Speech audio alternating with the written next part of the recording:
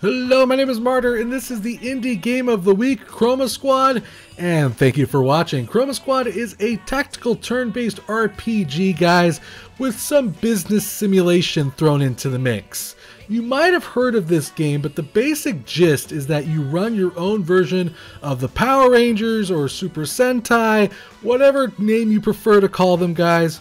But I will gladly admit, guys, I was a huge fan of the Power Rangers when I was growing up, and I am so freaking excited to be playing this game and sharing it with you guys, because it's such a wonderful homage to those shows, guys. And to be honest, I think people who are fans of those shows will probably get the most enjoyment out of this game, guys, because it does a really good job of kind of lampooning in a nice way of those shows. It kind of pokes fun at them, but it does it in a nice way, guys. However, it doesn't really stop the game from being a very deep RPG, having a lot of awesome mechanics, guys, and a pretty sweet combat system too, guys. Chroma Squad released on April 2015. It was developed and published by Behold Studios. You can go ahead and get Chroma Squad on Steam or the humble site for $14.99, which I highly recommend that you do, guys. Now, guys, I just want to let you know how much of an accurate representation of the cheesy Saturday morning shows that we used to watch, guys. It's currently, Chroma Squad is having legal issues in Asian countries. It can't sell there because of how much of an accurate representation this is, even though there is absolutely zero trademark infringement going on here. There's original art, it's original music, it's original everything, but it's such a wonderful recreation of it that it can't sell in Asian countries, guys.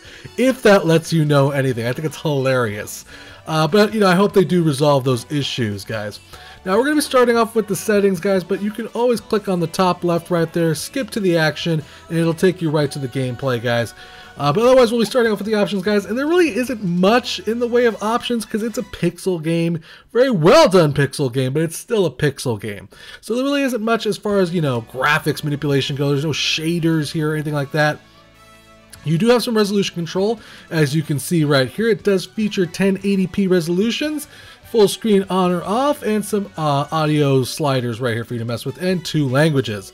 The game features no controller support, but it does feature steamy goodness in the form of Steam achievements and Steam cards, which I've already had the pleasure of forming that badge, which is how much of a fan I am of this game already. Now, we're going to be hitting new game, but I'm also going to be showing you a little bit where my current save file is and what I have personally that I'm playing. It's just to show you a little bit more deeper features and a little bit more deeper aspects to the game. So there's three difficulties for you to enjoy here, all the way ranging from casual all the way to challenging. Basically, if you're a person who wants to just kind of, you know, have fun, kind of laugh at the fact that it's making fun of the Power Rangers, you probably want to play it on casual. But if you're a person like me who's played a lot of RPGs from, you know, when he was younger all the way to now, you can probably play in interesting mode and get a good challenge out of the game as well. And if you're really into hardcore RPG mechanics and want to, like, you know, be battling as much as dealing with all the other aspects of the game, you have that option as well. So we're just going to casual. There is a little bit of a tutorial here. It does a really good job of teaching you how to play the game. And also set up the storyline, of course. But I'm not going to be featuring this as much because I think this is kind of the pleasure of the game. Is the kind of the goofy action of the director yelling at you, of kind of dealing with the story here, is kind of the interaction between the characters is also kind of the selling point for the game, at least for me. I think it does a really good job, and the story is hilarious, just to be brutally honest with you guys. But I'm going to hit the escape button. You do have the option to hit the skip tutorial buttons, or go back to the settings if you want as well. But the reason I want to hit the skip tutorial button is because I want to show you off the character creation in this game. So basically, when you first start the game off, you're going to sign a contract to start your own studio, and you're going to have to cast your own show and name your own company. So for instance, you know, you could name it Martyr Videos and put some exclamation points because, you know, it's the 90s, right? We got to be kind of over the top. Now, like I said, you're going to be casting your own Power Rangers show and giving them their own colors. Yes, you can choose the colors of all your own rangers or whatever they happen to be. They don't have to be rangers. They could be squaddies. They could be, you know, the I don't give a crap, the nuns for all I care. Super nuns. Whatever you want, you can basically change them to be that. And then you get to also name your own characters, which is also really cool. You get to name them actually in the show. The actors have names. As you can see, this guy's name is Jay Blues, but you can actually name them to whatever you like, which is hilarious and really awesome. Like I said, there's a lot of customization here, and a lot of deep RPG mechanics to it, which, yes, by the way, there's a beaver. He's naked. Well, he's not naked, he's red. Well, he kind of looks like he's naked. If you give him red clothes, he kind of looks like he's a buck naked beaver right there. So each of the characters has their own salary that they're going to be paid weekly, basically, as they star in each episode. And each of them has their own starting stats and things that they contribute to the show. So for instance, Alert Johansson here has a +6 to her skill regeneration and +1 to fan conversion rates. Jay Blues has all those things. It gives you a little bit of background on the information of them as well. Also, it also tells you which classes that each character will be. So there's only 5 classes in the game right now: Assist, Techie, Lead, Assault, and Scout. And each one of those classes does have its own skill tree, which we'll be showing off a little bit later. But you can basically cast pretty much in any position you want. If you don't want Jay to be Blues guys be there, you can cast him as the lead. You can cast an alien as the lead. You can change up the cast in any way, shape, or form, including their color, including whatever the role that you want them to play, and have them basically in that role. So once you get a cast that you like together, name them, get the whole customization done, give them some. You can make them all the same color if you want to. You can change them whatever colors you want. It's really one of the features I think is just really funny. It's really hilarious, and I think it's really neat about this game as well. So we're gonna get done here, and then it'll save your game. You can have multiple save files going at once here. You can also kind of change the way your studio looks, your studio options, but we're going to show that off in my game now. I just wanted to show you really quickly the character creation process, basically, and how deep those mechanics are. I'm going to actually load up my own game right now, which, as you can see right now, I'm in Season 2, Episode 6. And this is my cast here. This is literally a guy in a panda suit. And of course I had to have that beaver. Come on. It's a freaking beaver. The beaver is my techie. So this is actually in Season 2. This is actually a little bit deeper into the game. A little bit more mechanics have been opened up to me. A little bit more things are kind of available for me to mess around with than you would necessarily at the start of the game. So right now there's a shop, basically. There's a lot of RPG mechanics, I should say. You can equip your cast basically with different kinds of armors and weapons basically that affect their stats, because there is an RPG mechanic here. I mean, you're going to be battling essentially monsters and creatures, because while you are technically filming it, you're still acting out those fights, you're still acting out those boss battles, and you have to win them. So you have to have, you know, high stats, high armor. You can't just go through it and say cut and try it again. You have to literally win those battles. So as you can see, basically each one of my characters has their own kind of sets and armor pieces that I have also crafted. I've also bought them from the shop right here. And some of these weapons are also class specific, like for instance the Japanese toy dagger. Of course, all the weapons and armor are made out of scotch tape and glue, basically. They're just kind of thrown together just about barely, and are holding at the, you know, at the seams pretty much. So this Japanese toy dagger is made for the scout, gives it a +12 attack, +6 to crit, some weapon damage, and it reduces cooldown costs. The Avenger Broom, which is for the lead, which is my panda guy, is a balanced weapon sold at the supermarket. It has a +14 to attack, skill regen. You get the basic idea. And each one of your cast members requires his own set of armor, requires his own set of weapons or whatever have you. Also, depending on what role they are, they're going to have their own skill tree that unlocks as you get into deeper and deeper seasons. So for instance, I'm in Season 2, which has unlocked all these 3 abilities. You of course start off with some abilities in Season 1 as well, which is the Eagle Lasso, which will show off the combat hopefully here as well. So you got basically the Giraffe's Apprentice, which increases damage with spears, vitamins, or fan club. Now the important thing to remember is that this is a show. You're trying to keep fans, you're trying to bring in an audience at all times. So there's some abilities that are for combat, and there's some abilities that affect the business aspect of things. Because like I said, there is a business here that you're trying to run, so you can actually upgrade your studio as well. You can basically get, you know, better kinds of cameras, a vacuum cleaner that helps you get items, for instance, a decent green screen, which basically increases your global audience gain. And you can see that basically all these things, while they help you, they also cost money. So you have to have a good episode. You have to produce a quality episode for that to happen. You also have a bunch of studio options here, which I was going to show off a little earlier. Like you could change your studio name, your squad name. Mine's is the Awesome Squad. I wasn't very original with the transformation thing. The transformation shout is "We are awesome!" And my mecha name's Amazo. Mecha shot is giant robot mega power. This is all, you can mess around with this, change it to what you want, which is what I really love about this game. There's a huge focus on customization. One team that you create here is not going to be exactly the same as another team that you create later. There's also marketing, which affects more of that business aspect of things, of bringing in fans and people to watch the show and all that good kind of stuff, guys. There's also the amount of fans you have also actually lets you activate these like fan powers, which you can actually access through your agency that you hire to promote your show. So for instance, I right now have plus 400 episodes starting audience because I activated it using some of my fan powers here. I have 482, so I can actually activate another one too, it looks like. So we'll actually go ahead and activate this one. And fan power basically always kind of sticks with you. At least I think it does through the season. I'm not sure if it starts all over again at the beginning of the new season. I could be wrong about that. But yeah, basically you can see it kind of affects you like $300 per episode. We have that activated. And it's really nice. It's really helpful. Basically, kind of builds your studio up, helps you get more money, which allows you to upgrade your cast, which allows you to get better studio equipment, etc., etc., etc.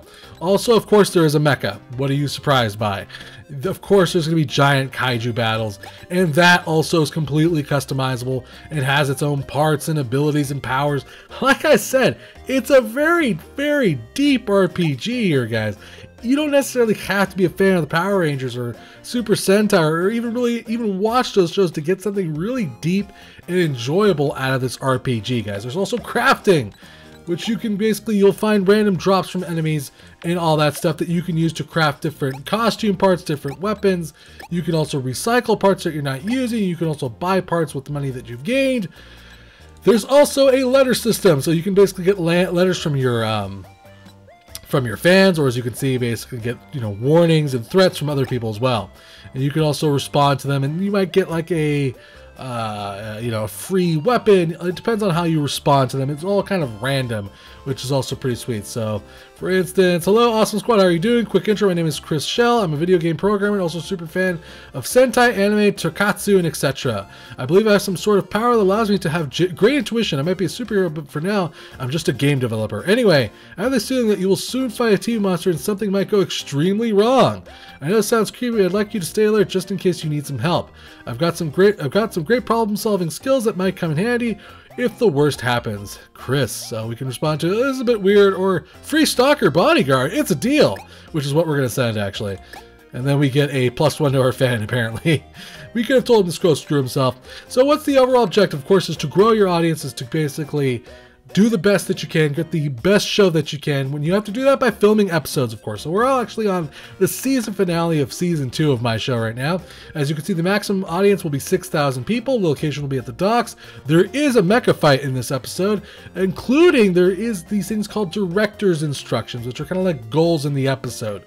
So for instance, defeat an enemy in the first turn, keep all actors above 50 health, and then in the second part of the season finale, defeat boss monster with the finishing move and win in 10 turns. Now these basically are extra goals that basically bring in extra fans.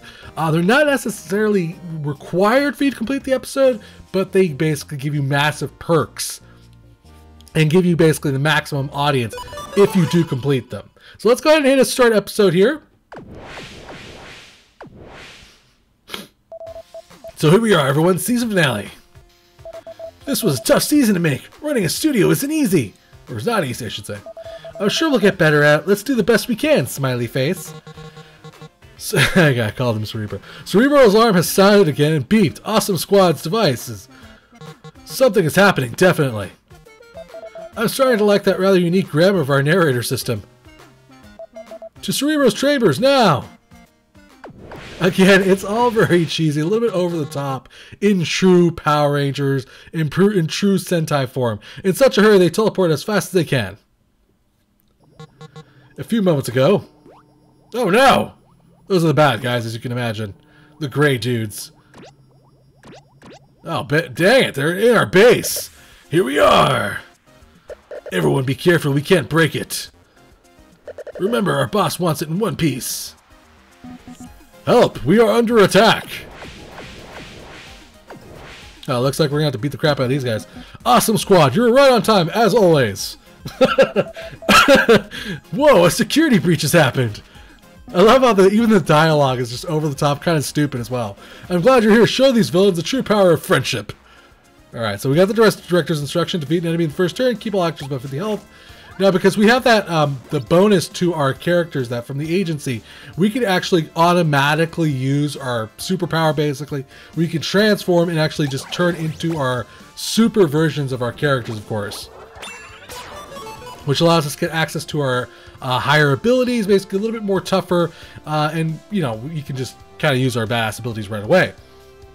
Normally, you'd have to build up a certain amount of audience, which is represented right here on the top of the screen with the audience bar, for us to actually activate our morphing abilities and then use our basically our powers. On the top left, we have the director's instructions. On the left, we have each of our cast members, which we can actually click through and use a specific cast member if we want. Use a specific power at any particular time. We also have a teamwork button, and the powers that each cast member has themselves depends on their of course their role, of course. So for instance, Lynn here is an assault class, and she's going to use her squarehouse kick, which deals 120% damage to all adjacent enemies. Excuse me, I have a bit of a cough because I was laughing. Squarehouse kick, and she basically killed them and dropped the box. We accomplished one of the goals already for this episode. So we had to defeat all these guys and keep all of our guys above 50% health. It shouldn't really be much of a problem. So one of the really cool things about this game, which is why I said it's a really, I think, a really neat combat system, is there's just this little button down here. It's called Teamwork. And you can see it says combine actions between squad members, use teamwork with a character, and then use him as a trampoline to move further or attack an adjacent target. So as you can basically see right here, for instance, well, we can actually see it with Furry, because Furry is a little bit slower than everybody else. But Tiffany can actually springboard off of my friend here, Spike, and get into, like, behind the enemy, for instance. And she's kind of in place to she can either do a combo attack or use her bow. She's a bit of a healer as well, so you can see what a team attack looks like right here. This is going to hurt, and they basically attack at the same time. Again, very reminiscent of the very cheesy show, guys. Now, this is my lead. This is my panda dude. He has a spear and that lasso. We can actually use that lasso to bring an enemy a little bit closer to us, which is what I'm going to do right now. And then he can whack it, basically punch it, and beat its ass. It basically drops some crafting components as well. This is my beaver dude. And as you can see, every time we do an action, either depending on the character, also running around can count as an action as well. We're building up the audiences, which is what is going to pay us at the end of this episode. So right now, each action basically has a response to it. The audience will get more excited if you use powers, if you use teamwork, etc., etc. So we're going to use our rifle here to attack him and take him out. We did not hit, though, which is kind of disappointing. And now they take their turn, of course. I'm kind of really OP at this point. I've done a pretty good job of keeping up on my crafting. Who is this? Who is this? This is Spike. Spike, you can probably take him out with your sword, man. Actually, you should probably move, because Spike, in particular, actually gets a bonus for moving. So the more he moves, the more actually pleasing that is to the crowd, because he has a fan club. Spike here, so he's actually going to take out that guy. There we go. Super sweet. She'll move over here. She'll use her axe, take out this dude. He's dead. And then we'll finally use our spear to take out the last guy. Now, this is just the first half of the episode. This isn't the entire episode, so we still have that entire audience meter to fill up. What happened here, Cerebro? The monster called Fishmate stole all my research projects and escaped. You need to locate her and recover my data before it is used for evil. Didn't they steal those the other day? Bleh. Didn't they steal those the other day? They thought as much, Lynn. As you can imagine, I'm not very skilled in handling paperwork, because he's a giant floating brain. Now they actually managed to download all the data. Can you perform a scan, Cerebro? We have no clue of where to find her. I love how they pose every time they talk to. Very over the top, just ridiculous. That's what the fun part of this game is. Of course, those graphics are fantastic, very stylized, and it really does capture the hilarity of those shows. She seems to be heading to the sea by the docks. Move quickly! He's posing as he's talking. That is hilarious. Every aspect of this game, from the music to the graphics to the way the superpowers work and that teamwork ability works, just screams Power Rangers, guys. It's such a wonderful homage, but at the exact same time, it's just really kind of making fun of it, too. I sincerely hope they don't go through all of my files. Oh, gosh. Cerebro has porn files. Cerebro has porn, guys. Oh, the docks. I haven't seen this particular set. There she is. Fishmaid is running away. She's in a bikini. Oh my god, she has jiggle tech. Oh my god. But Awesome Squad reaches the docks in time. You can see there's the camera crew. They're filming. Of course. You there, Fishmaid, stop whatever you're doing. Hello, Awesome Squad. I see you've heard of me before, huh? Yes, we did. We will protect Earth from you at all costs, and... Oh, clam up. The hero talk from you guys, not feeling it.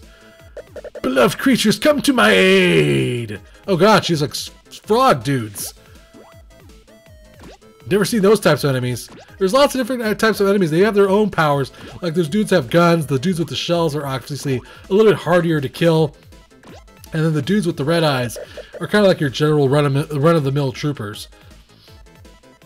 I just need to be near water to refill my energies. Oh crap. Oh crap, that's not good. We can't let her escape! Alright, so it looks like battle is on. A lot of enemies in this particular episode. You're not running away from us, Fishmaid! Hand over the plans now! Plans like in paper? Please, sweetheart. This is 21st century. I have totally texted them to my boss already. He was especially pleased by Cerebro's de-zombify project. Oh! De-zomba what? It turns zombies into regular people. Duh. But why would someone ever want that? All we need to do is reverse it, then we can turn regular people into zombies. You heroes can't harm innocent people, so my master will rule the world and stuff. Come on, Awesome Squad, we'll have to go through all these minions to reach her. When you hear my song, you'll fall asleep for all eternity. Not if we defeat you first. I'm not an easy catch, Awesome Squad. Ha ha ha. Okay, so I guess we gotta beat all of our minions really quickly. Yeah, Squad, you'll need to go through us before... over our defeated bodies. Alright, so we need to defeat the boss monster with a finishing move and win in 10 turns. Diggity damn, this is gonna be a tough battle. Alright, so let's take a look at the battlefield. There's quite a few people here. She has about 720 health, so we're gonna want to reach her as humanly fast as possible. Well, this is a great opportunity for us to basically kind of use our teamwork abilities. You always want to be kind of trying to bounce yourself forward to a certain extent, so that way we can get some extra movement out of our characters here. I'm going to save that, actually. You know what? We're going to save that. We're going to just beat the crap out of this guy. Okay. I probably should have waited to do that. Dang it! That's alright.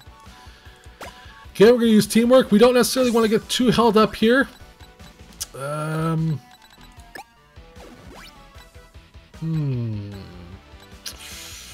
We might have to just... we could use our second action, jump over them, and get through the battle very quickly here. But I think we're going to want to kill this guy anyways. Or maybe we should just go ahead and jump over him. Yeah, let's just jump over him, because he's slow. And then actually she can go ahead and finish him. Not really worried about these little minions. If they try to attack us, we can counterattack them and kill them. They're not really that strong. And all we gotta do is finish this battle really quickly, as fast as possible. Alright, yeah, that's it. Come forward, that's it. Come on, line up. That's the way Daddy likes it. It's good that they're heading all towards us at once. I like this a lot. Hopefully the boss heads towards us too. Or not. Song of Charm. Oh no. What's that? What? This character is being mind controlled by the monster. No! Not good. Not good at all. So we're going to move her forward. She's going to blast this guy. Good shot. She's actually going to go backwards and do a kick and kill hopefully a couple of those guys. She did. Good job. Okay, he's going to move forward and use his multi-shot, which should hit all those guys. Gonna do a whole lot of damage to them. I don't really think there's much he can do, so he'll just move forward twice and head towards the boss as fast as possible. We're making pretty good progress, actually, towards beating this level. Oh my god! Holy crap! That charm effect really screwed us just then. Wow, we just lost our healer. That isn't good at all. We could actually end up failing this episode, which would be kind of shocking. Alright, so there's no way of getting Tiffany back at this point. But we'll manage without her somehow. We'll try to figure this out. We'll take this guy in half, hopefully. Nope, didn't work there. Is he still evil? No, he's back to being on our side, thank God. But he just kind of screwed me because he killed Tiffany, and that was kind of brutal of him, might I add. And he misses, of course. Why wouldn't he miss? That's of course he's gonna miss. Why wouldn't he miss? Oh, you missed too. Fantastic. This is not going well for me in this battle, guys. I wanted to show off those kaiju battles, but we're getting our asses handed to us in this particular fight. But I think this gives you a pretty good idea. This isn't necessarily even the most easy game sometimes. It can be rather difficult for sure, guys. And they're healing each other. They outnumber us. Good grief. Alright, hold on. Here we go. Get in there. Kill that guy. Okay. Then we can go...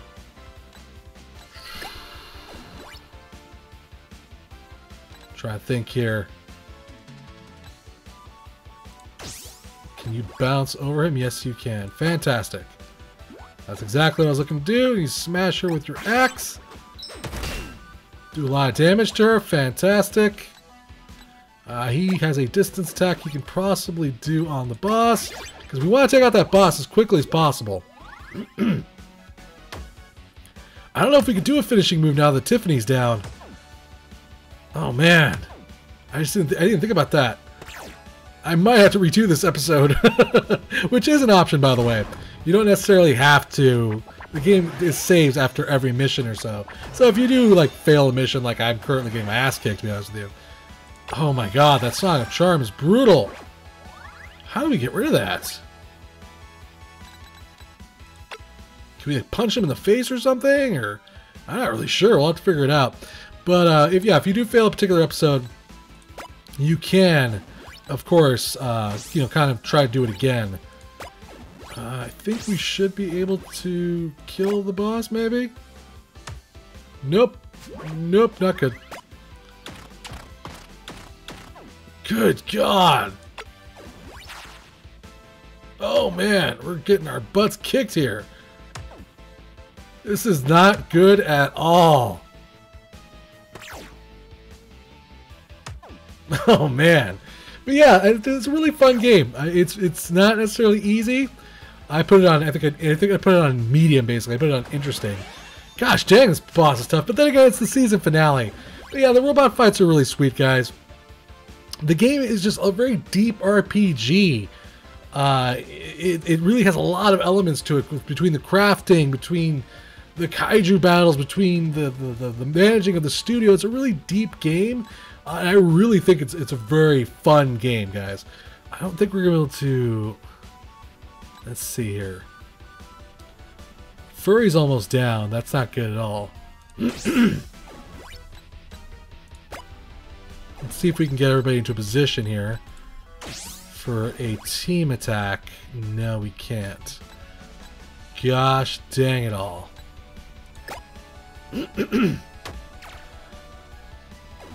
Okay, well, we're probably going to have to do this again. I don't even think we're going to be able to beat this episode right now. I'm going to have to plan this out a little bit more better. Because they are kicking our ass. Probably need to focus more on the minions first so that way I could take the rest of them out. But I think that gives you the basic idea of what to expect from this game, guys. Like I said, it's a really fun game. It's a lot of deep RPG mechanics. Really cool tactical combat. And it's a wonderful homage to Power Rangers, guys, and all those good kind of shows. And I think you will enjoy, even if you're not a fan of those games, you will, fan of those shows, I should say. I think you still will enjoy this game, guys. So I want to say big thanks to the developer for a chance to check out this game. Thank you for watching. Remember to subscribe and share, and I'll keep bringing you awesome indie games, guys. If you really enjoyed this video, maybe consider hitting up that tip jar if you're feeling generous of heart. All tips go to improving the channel or future giveaways. Till next time, guys, play more indie games.